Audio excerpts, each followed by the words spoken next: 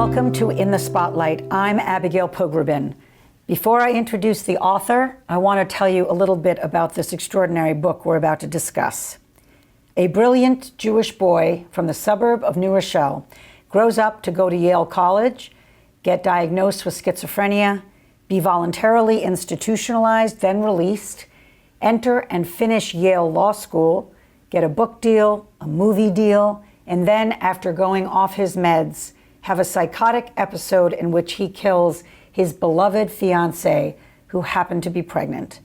That is the heartbreaking story that has been put to the page by this man's very close childhood friend, the accomplished writer Jonathan Rosen, who has made this riveting tale just as much a story of powerful friendship and intractable mental illness as it is about one horrific crime.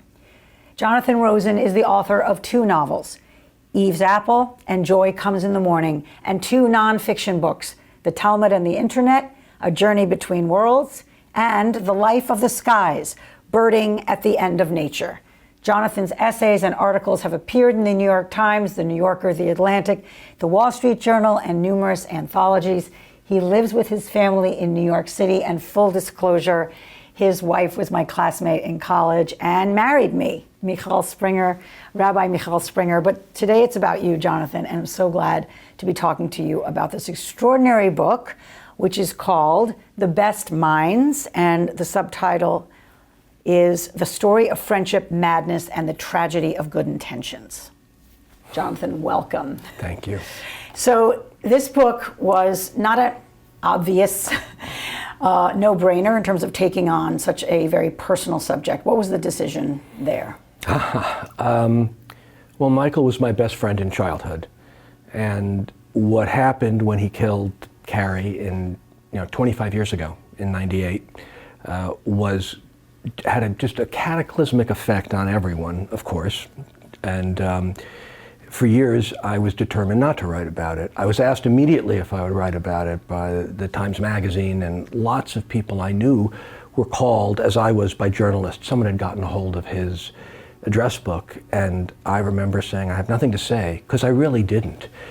And years went by, but what kept happening was that my childhood friendship, the calamitous end of his extraordinary arc of success and inspiring, role model behavior, kept merging and blurring. And eventually, I guess I just felt more than I was telling a story, I was having an encounter with something that loomed so large in my life and that I was so entwined with that I simply needed to encounter it. And that began the process of writing about it, which took a long time. How long?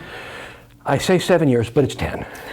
If you're going to be honest about it. Yes. It also ends up being kind of your own memoir in many ways. Can you just give us just a bit of a snapshot of the suburban Jewish upbringing that you and Michael had, and particularly to focus on sort of the Holocaust history that was so, in a sense, in the rearview mirror, but barely? Well, I guess the first thing I'd say is the reason why it is also a memoir was part of the decision that I made about how to write it. You listed all of these extraordinary accomplishments, and those stories about Michael were constantly told. He was featured in the New York Times heroically in 1995. 3 years later, after he killed Carrie, he was on the cover of the Post under the word psycho. But I begin with the words, I'm going back. And I go back to childhood, the time before these things happened. And rather than looking back when they seem inevitable, I was simply inside of that unself-conscious time. So I met Michael when I was 10 years old. What is extraordinary to me, though, in the course of writing it, is that he lived on my street. We had a very short street. He lived diagonally across from it.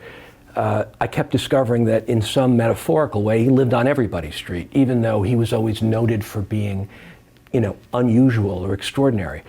My father escaped the Holocaust. His parents were murdered. It seemed like one of those private griefs, even if you shared it collectively with other Jews. But post-war psychiatry was completely transformed by the Holocaust, by the horror of biological experiments that allowed psychoanalysis, which really healed you with stories, to kind of live much longer than it should have. And so all of these elements that seemed particular to my own experience, the pressure on both of us, or rather the expectation that being smart was your birthright, and that if you were smart, you were somehow inoculated against the sorrows of the world.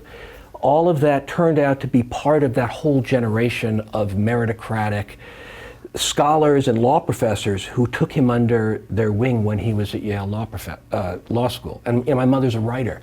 The idea of telling your story was ingrained in me as the thing you do when you've triumphed over the world. Tell us who your mom... My mother was Norma Rosen. She died a year and a half ago at the age of 96. And very much I was raised with the belief that if you could articulate something, you owned it. And it wasn't just like victors wrote the story. To write the story was to be the victor. And Michael was going to write his story. So it seemed as if he had, in fact, defeated an illness that you don't defeat, you live with alongside it. So like everything in my life and his together came together, even in thinking about the most extravagant pieces of it that were on the cover of the Post. Before we jump ahead, sticking to childhood for a moment, you write in this very funny way about your own bar mitzvah meltdown. But getting to what you were just talking about of kind of the sense that education was salvation, or was in a sense what was going to save this generation. You write, I was named for my murdered grandfather just as my sister was named for our murdered grandmother. Our existence was not the fulfillment of our father's escape, but a provisional commentary on the meaning of his survival, which could be determined only by future generations and their relationship to the past. In other words, my inability to learn the whole Torah reading would be my father's failure as well as my own, not to mention a big disappointment to martyred millions. And yet, you kind of shorted out on the Bima. Can you just talk about that moment? Well, one of the things that characterized my friendship with Michael is that he had a photographic memory. He also read at warp speed. I was dyslexic and undiagnosed at the time because no one used those terms or tested you, but I know it through my own children now. And so I was constantly faking it or staying home for weeks so I could finish, Great Expectations. And as a result, I didn't learn my Torah reading, but I tried to memorize the whole thing, and without any comprehension, and it happened to be a very long reading. And so it all fled, and I followed. And so, so Michael, who only had a short reading because he went to what he called Our Lady of Pine Brook, which was the Reform shul, flew through it, but he could have learned mine just as easily without troubling himself. And so his mind seemed perfectly high functioning and overt. There was nothing concealed about it. People might think I was like this because I could compensate by talking, but really I was like that. And so that was a calamitous failure. When did at you my first have some inkling that he was sick, that he had something that, in a sense, was in his own closet? Well, certainly, looking back, I can think, that might be the reason that happened, but I had no category for that kind of mental illness. I was much too busy worrying about my own mental health. And so it was really only after he had his psychotic break the first time, and my father told me he had seen Michael walking on the street wearing the fancy clothes he'd bought for a management consulting job, but in that kind of remnant, pieced together way, and he seemed utterly transformed. Of course, he had told me he quit his job after a year. He was going to work for 10 years, make a lot of money, and be a writer. We were both going to be writers, but he had the 10-year plan. But even this is when he was at Bain? He was at Bain, right? He graduated Yale in 3 years, went right to Bain, which recruited him, just at the beginning of that age of management consulting. As he said, brains and brass balls got turned into hard cash, really. You would get rich, and then he would write. So in retrospect, he only worked at his job for a year. But it didn't occur to me that he was ill. And in fact, he had such a rational manner that even when he told his parents he felt his phone was being tapped, they tried to get equipment that would they believed him. Abuse. Yeah, and I myself, when I visited him in the hospital, it gave me all these elaborate instructions. You know, get the literary guide to the Bible. Don't let anybody see it. You have to hide it. And Michal, my wife, my girlfriend then, now my wife, whom you know, said to me in a very gentle way, I don't think they're going to stop you at the door with a dry work of scholarship about the Bible. And you chose to, or did he ask you to read biblical passages together, or you were reading Talmud, am I right? He asked me to study with him, and when he was institutionalized. Yes, he became intensely religious. As I say, a joke he would have appreciated had he not been the butt of it was that he had become, that having a psychotic break made him into an Orthodox Jew. But really what it did was fill him with a religious sense of the world. That was both very moving and also an aspect at times of his illness. And so he wanted to study, and he chose, I thought we would start at the beginning and read read the creation story. He wanted to read Cain and Abel. Well, can you talk about that a little bit? Because it was obviously, in retrospect, the resonance of being your brother's keeper was powerful and, in a sense, haunting, that you felt you couldn't be. But in some ways, he was asking you to be. Can you talk about how you wrestle with that story? Well, it was extraordinary that he chose it. I somehow knew as soon as he did, and we were just read aloud to each other, he was going to ask me why Cain's sacrifice was rejected. What's amazing to me, of course, is that later, when I thought about Michael, I thought about the fact that he had killed someone. But at the time, it was the first time I'd ever identified with Cain, that I was being asked, I didn't want to be my brother's keeper. I didn't know why his sacrifice had been rejected. I didn't want to think that that was the case one way or the other. I didn't want to think it made me the victor, especially because, of course, in the story, Abel wins.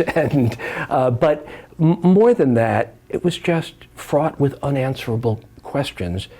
And even then, I wanted to flee because I'd spent so much time hoping that my own mind would work. And here was the person who had been the touchstone of high functioning, although by then our friendship had eroded in many ways. In a sense, it was restored almost by my visiting him.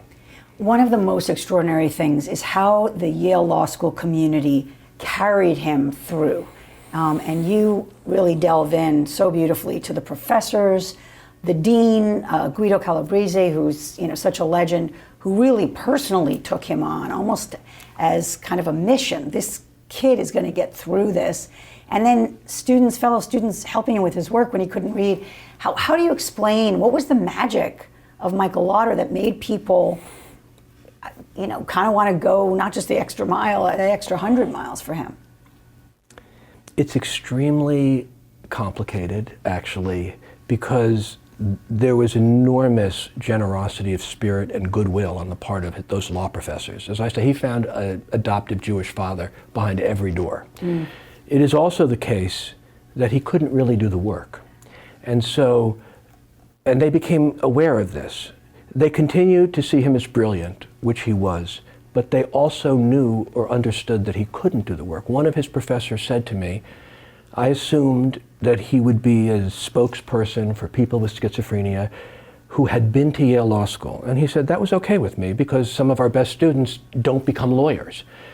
The problem is that Michael spoke of himself from the beginning as a Yale lawyer. Why would I be a Macy's checkout boy, one of the things that was suggested he do when he got out of the halfway house, just as an intermediate step so he could regroup, recover as much functioning as he could in a slow, quiet way, although that probably would have been very stressful for him. But he immediately said, why would I do that when I can be a Yale lawyer? And here his professor and mentor already saw him not as someone who was going to be a Yale lawyer. Mm. And in a sense, the subtitle, The Tragedy of Good Intentions, is not specifically directed at these wonderful people who were right. There's no reason why he couldn't have done the work. Ellen Sachs, an amazing woman who went to Yale Law School a few years before Michael got there, but didn't tell anyone that she had schizophrenia, although she had a psychotic break while she was there, kind of became everything people imagined Michael might become. She she was diagnosed with paranoid schizophrenia, later schizoaffective disorder. She won a MacArthur Award. She wrote a best-selling memoir. She's a law professor. But another one of Michael's professors said to me, I think if I hadn't spent so much time thinking what an amazing place Yale Law School was for taking Michael, I might have spent more time thinking about his own inner experience. And so that little space there, in other words, there was so much investment in this working out, in this having a happy ending that people could believe in. I mean, that you unpack that a lot more. You unpack that more interestingly than I'm putting it, but it strikes me that there more and more people were kind of getting invested in the happy film that was going to be made, which we'll talk about, and not so much looking at how is he doing really, like what's the actual reality of his functioning and his well-being. And does it matter that he can't quite do the work? Being brilliant in a way is easier than doing all the work.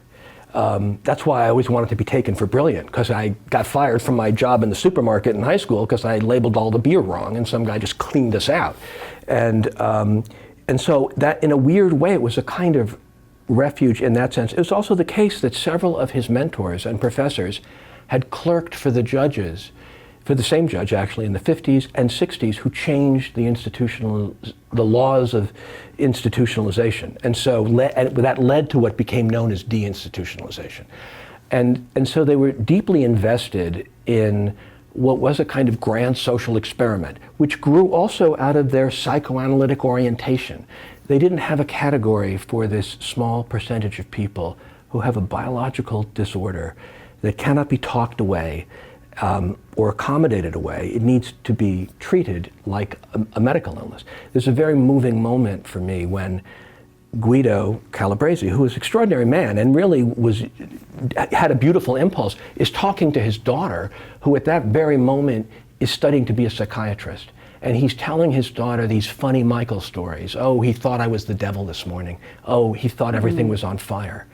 I didn't know people who were psychotic are so neurotic. And she said, she was just at that time working with mentally ill homeless people. She said, Dad, you have no idea what you're talking about. And that space of that gap of understanding is everywhere in the story. And so people kept filling it in with little pieces of the story. I always think of it as like the frog DNA in Jurassic Park. It's like, it looks so much like the rest of the DNA. We'll just help out this story here. But he saw himself in a very different way. And so, but amazingly, of course, you can then ask me about the movie. He got saved in just the way we always thought writing would save you. So let's just talk about the New York Times piece, which leads to the book, which leads to the movie. So 1995, the Times writes, front of the Metro section, headline, "A Voyage to Bedlam and Partway Back." And the deck, the sort of subhead is, Yale Law graduate, a schizophrenic, is encumbered by an invisible wheelchair. So the idea is you can't see what he's struggling with, but you have the support system around him is kind of, again, holding him or in this proverbial wheelchair. He gets a book agent from that, a very big book deal. He can't finish the book, but then there's also a film. Tell us about who was involved in that and why it didn't happen. I would just also quickly go back to say that it's an interesting headline when you realize Guido had said to him very movingly and to his father, I and this other dean, we will be your ramp. You're in a wheelchair, we can accommodate that. But as if it were a physical disability. Mm-hmm. But the headline is encumbered by an invisible wheelchair, not encumbered by an illness, as if the accommodation were the only encumbrance. And the story was, Michael was such a forceful person that people often thought of it as a story he had written, like a memoir, because he had narrated his life as he imagined it in a way. And as a result of that story, bidding war to buy a memoir called The Laws of Madness. And Ron Howard, many people in Hollywood were interested, but Ron Howard bought it and wanted to direct, although in the end the screenwriter, Chris Girolamo, who wrote a beautiful screenplay, was going to direct. Brad Pitt was going to play him. He was not able to write the book, whether that's because it really wasn't the story. In other words, he told his story to the Times, who told it to Hollywood, who told it back to him, but he was living a very different reality. And is it the murder that actually kind of upends the film because it's just not a happy ending? Well, he had stopped taking medication. He thought it was poisoning him, so he was already clearly either not taking it enough for it to work, or not taking the right medication, or after he stopped taking it, he thought, I'm not taking that again, it poisons me.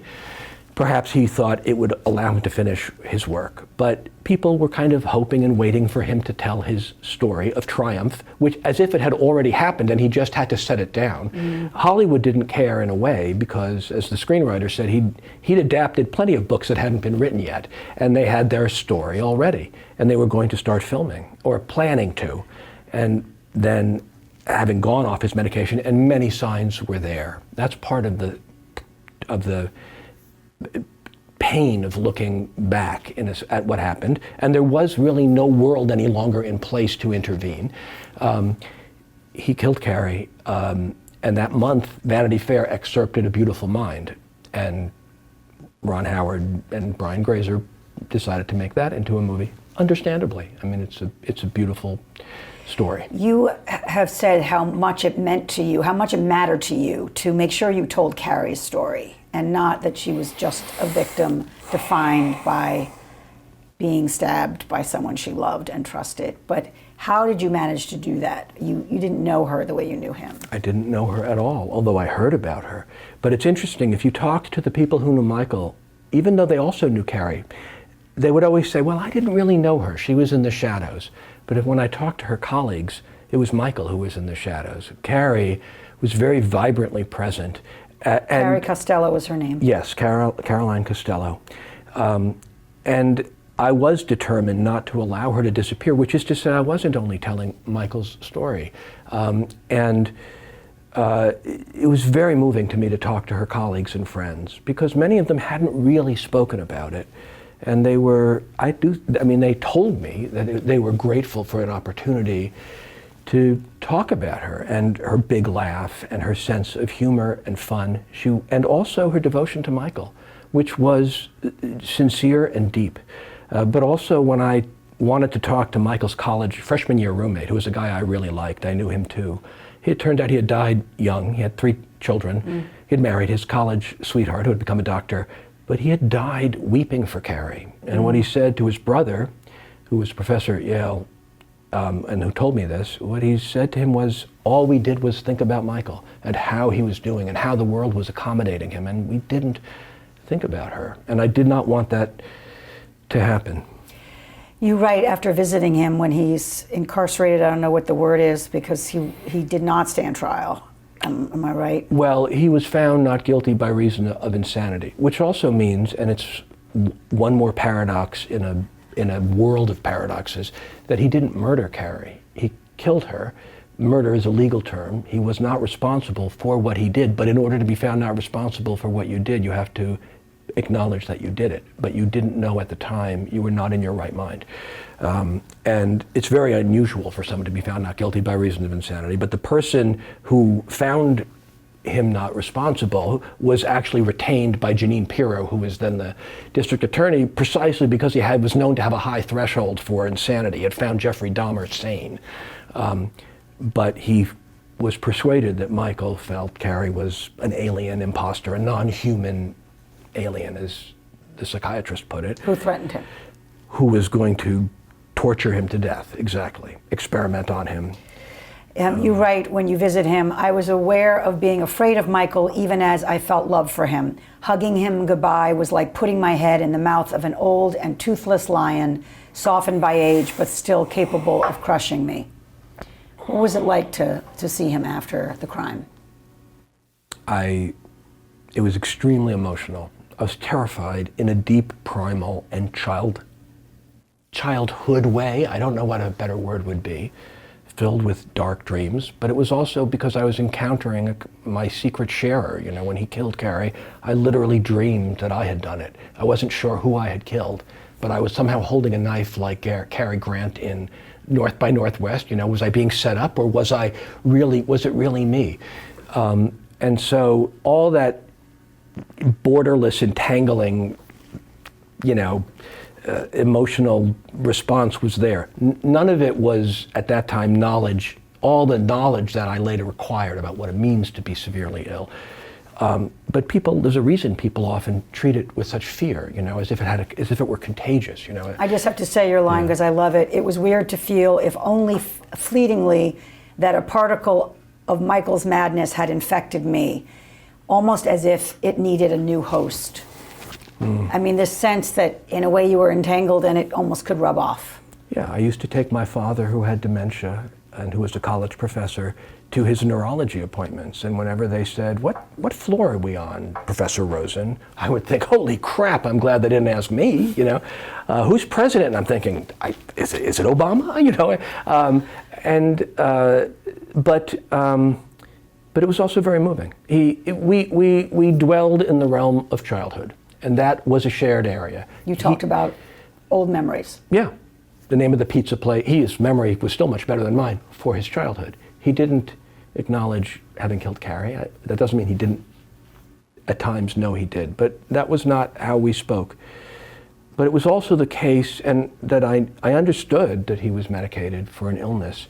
The tragedy for me was that people were so determined to honor his autonomy when he was unmedicated and ill that they allowed him to destroy himself and kill someone. Allowed is the wrong word, but that's something I didn't grow up entirely believing. That the fear of stigmatizing somebody by acknowledging a small percentage that there's a possibility for people in this small category of those who do not know they're ill to be violent, that acknowledging that is not in fact demonizing them, but allowing you to treat them so that they might in fact not become violent. And that is a painful lesson because it requires you to do all those difficult, intermediate, bureaucratically bound, policy-based things that no one wants to do. You just want to say, these people should never be demonized, instead of acknowledging a distinction because they are ill that then might require treatment that then would allow them, in fact, to lead the best lives they can. So finally, Jonathan, I just want to ask you to react to a quote from yourself, that you wrote. What was the connection between the smart, gentle, bookish boy I had known and the man who had murdered his pregnant fiancée? And what was the connection between that man and me? How would you answer that? I never thought that would be turned on me. Or the truth is, in a way, what I would say is that the book isn't an answer. The book frames the question and maybe frames the answer. But it took many pages. It took not just telling stories, but untelling them and exposing myself in a way I hate to do, but felt it was necessary to do in order to approach at least the question and maybe write a book that at least embodied, if didn't articulate, the answer. That's what I'd say. Thank you. Jonathan Rosen, the book, everyone please go and buy it. I will not say it's an easy read, it's a powerful one. You won't forget it. It's called The Best Minds, The Story of Friendship, Madness, and the Tragedy of Good Intentions. I'm Abigail Pogrebin. This is In the Spotlight. See you next time.